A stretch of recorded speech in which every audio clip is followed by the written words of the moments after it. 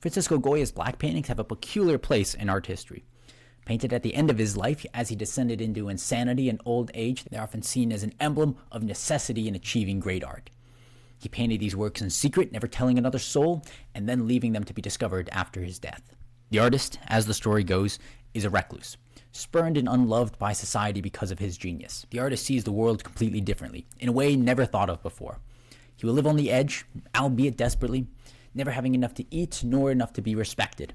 But in the end, likely after his tragic death, society will recognize its faults and elevate him to the godlike status that he so vividly deserved. In his poverty, he will likely have enjoyed the company of criminals and vagabonds.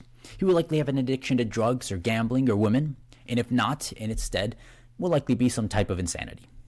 That insanity, even if it comes to the cost of the artist, will be what gives him the ability to see the world differently. Thus, something like the black paintings is a necessity for Francisco Goya's genius, not a defect.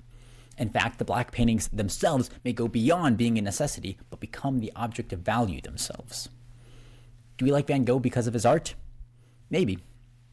But we also might like him more because he cut off his ear. Artists were not always like this, though. There was once a time when the artist was an astute businessman, a politician, someone who was part of and respected in society. The great Renaissance masters, Michelangelo, Raphael, Da Vinci, all had patrons of the highest esteem. The same goes for J.S. Bach and Mozart. Dante might have got embroiled in political controversy, but he still had to be respected enough as a politician to be thus cast out and exiled from Florence. Virgil, Plato, Aristotle, and Cicero were all respected in their times, even if they amounted their enemies. The myth of the modern artist is only a modern one, only recently developing within the last 150 to 200 years. The proper artist is a man of discipline and education. He's an upright man of manners and respect.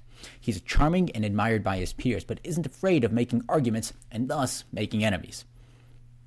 He's thrifty enough to acquire wealth and generous enough to make himself friends. The mental illness, the poverty, the drugs, he rejects it and overcomes it, and stands over it to make something beautiful.